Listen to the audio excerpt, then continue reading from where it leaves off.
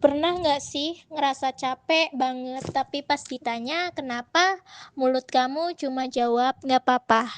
Padahal sebenarnya ada banyak yang pengen kamu ceritain, tapi kamu pilih buat simpan sendiri.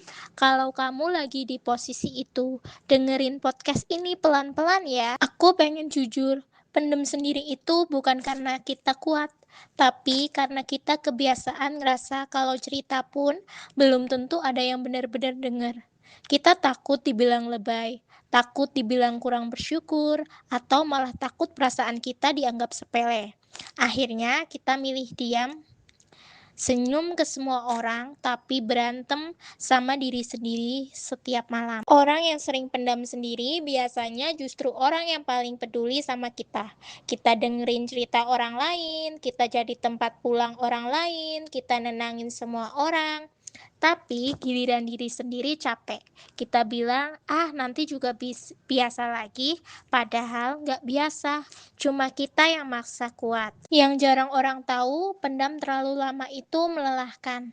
Kita jadi gampang capek, gampang kesel tanpa alasan, overthinking pas semua orang tidur, kadang nangis tanpa suara. Takut kalau suara tangis kita malah ganggu orang lain.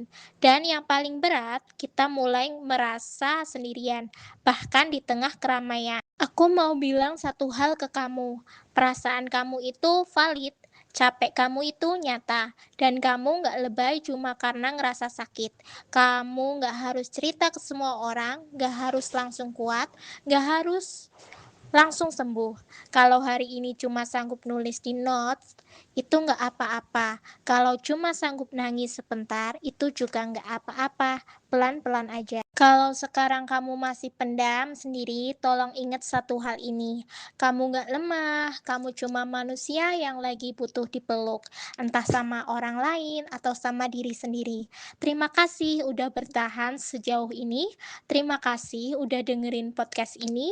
Kamu nggak sendirian dan semoga suatu hari nanti kamu berani cerita tanpa takut dianggap apa-apa.